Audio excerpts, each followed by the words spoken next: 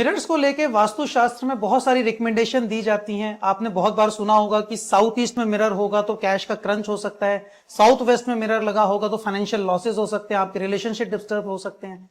लेकिन मुझे लगता है कि मिरर्स को लेके वास्तुशास्त्र में ओरिजिनल ग्रंथ में प्राचीन काल में कोई इस तरह की कोई रिकमेंडेशन नहीं दी गई। वास्तु के जो प्राचीनतम ग्रंथ हैं उनमें मिरर्स के बारे में कहीं कोई वर्णन नहीं दिया गया है। लेकिन अपने अनुभव के आधार पर, रिसर्च के आधार पर, उन ऑब्जर्वेशंस को नोट कर कर जरूर हमने मिरर्स के बारे में रिकमेंडेशन दी है। वास्तु कंसल्टेंट्स और वास्तु की जो कंटेम्प्रेरी बुक्स हैं वो आपको मिरर्स के बारे में बताती हैं। लेकिन सच्चाई ये है कि वो इफेक्ट्स हमेशा आपकी लाइफ में आएंगे ऐसा नहीं होता है।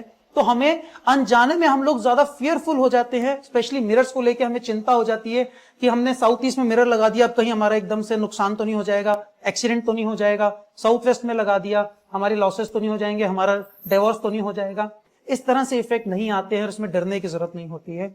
इंपॉर्टेंट ये होता है कि कोई भी मिरर किस साइज का लगा है, किस हाइट पे लगा हुआ है और कौन सी दीवार पर लगा हुआ है। तो आप अगर देखें वास्तुशास्त्र के नियमों का पालन करें तो जो टॉयलेट्स के लिए दिशा निर्धारित हैं, जहां पे वॉशरूम बनाए जा सकते हैं आपके घर में, वो दिशाएं जैसे साउथ ईस्ट की तरफ आपका वॉशरूम बनाया जा सकता है, साउथ वेस्ट में भी वॉशरूम बनाया जा सकता है, नॉर्थ वेस्ट में भी आपका वॉशरूम बनाया जा सकता है।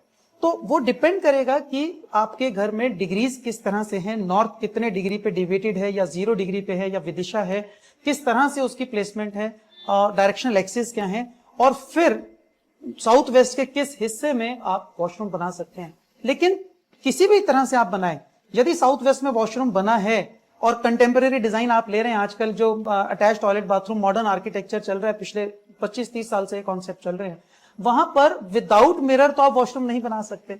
अगर आप वॉशरूम है तो आपको साथ में एक वॉश बेसिन भी लेना पड़ेगा, वॉश बेसिन के ऊपर एक मिरर लगाना पड़ेगा। अभी मैं ड्रेसिंग टेबल की बात नहीं कर रहा हूं, क्लोजेट्स, क्योंकि वॉशरूम आपका बाथरूम जहां पर है उसके बाजू में नॉर्मली क्लोजेट्स भी होती हैं और क्लोजेट्स में हमें बड़े मिरर्स लेने की जरूरत पड़ती है, जहां पर आप तैयार हो सकते हैं, फुल लेंथ मिरर की जरूरत पड़ती है। तो अगर हम बेडरूम साउथ वेस्ट में ले रहे हैं, वॉशरूम साउथ वेस्ट में ले रहे हैं, तो हम लोग मिरर्स को अवॉइड नहीं कर सकते, साउथ वेस्ट में मिरर लेना ही पड़ेगा। ऐसे में जरूरत है ये ध्यान करने की कि हम किन दीवारों पे ले सकते हैं और किन दीवारों पे नहीं। इन जनरल नॉर्थ की दीवार पे लिया हुआ मिरर आपको कोई हानि नहीं पहुंचाएगा, भले ही आपने साउथ वेस्ट में रखा है, भले ही आपने साउथ ईस्ट में रखा है।